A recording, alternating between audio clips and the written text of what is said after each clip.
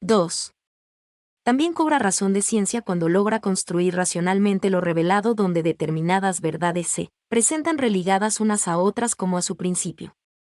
Es decir, la teología es una ciencia porque hay verdaderas conclusiones que parten de unos principios, de modo que resulte que ambas, conclusiones y principios, sean igualmente reveladas.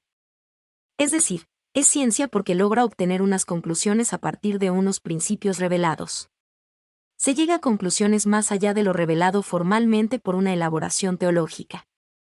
Si esto no fuera así, no podríamos salir del querigma y nos perderíamos gran cantidad de verdades secundarias que parten de un desarrollo racional de la revelación y que, por tanto, también son verdades. 1. La teología identifica y tiene en cuenta los principios revelados de los que parte en su reflexión, circunscribe con precisión en su campo de estudio, procura atenerse a una metodología rigurosa y cada vez mejor comprobada en su coherencia interna.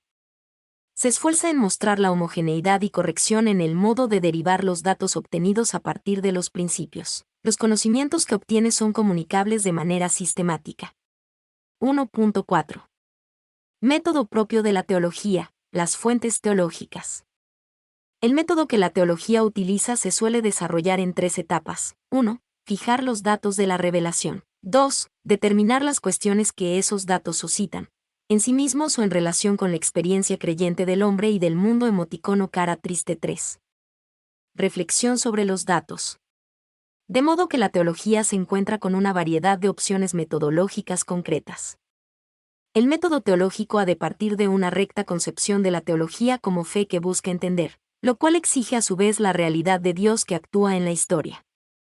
Debe reconocer asimismo la capacidad de la razón para conocer la verdad y penetrar el sentido último de las cosas con la ayuda divina. Y ha de aceptar una filosofía que acepte la realidad del mundo. La concepción y aplicación adecuada del método teológico puede regirse por los siguientes criterios. No existe un paradigma metodológico único que pueda o deba considerarse la forma científica de la teología.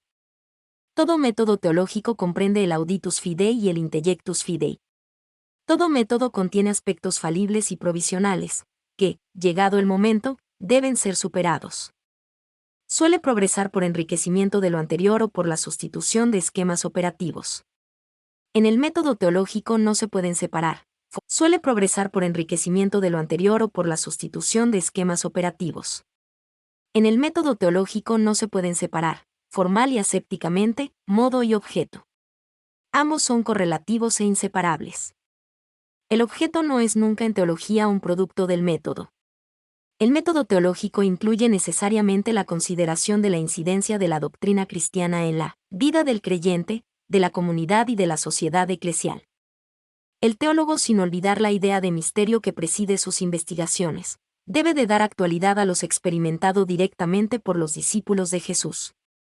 Se inserta por ello en el camino de la tradición e intenta luego reexpresar la verdad fundante que ha tomado de la Iglesia. Encuentra así respuesta a cuestiones viejas, reformula otras, y otras las elimina por considerarlas vacías. Las fuentes de la teología son la Sagrada Escritura, la tradición de la Iglesia y el magisterio auténtico. De algún modo puede considerarse también la historia. 1.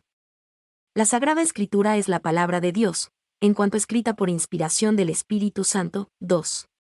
La Escritura debe ser el alma de la teología. 3. Y es la base de las afirmaciones teológicas. Por eso la exégesis hace posible una profundización y un rejuvenecimiento de la teología. Sin embargo, la se debe estar unida a la tradición para entregar el recto sentido de los textos. 2. La tradición refleja la vida intelectual, orante y litúrgica de la Iglesia. Es anterior a la Escritura misma y mantiene con ella una profunda relación. Está formada por un conjunto de testimonios que dan razón de la fe de la Iglesia. La tradición y la Escritura están estrechamente unidas, manan de la misma fuente. La Iglesia no saca exclusivamente de la Escritura la certeza de lo revelado, porque la tradición recibe la palabra de Dios, encomendada por Cristo y el Espíritu Santo a los apóstoles, para que ellos, iluminados por el Espíritu, la conserven, expongan y difundan. 4.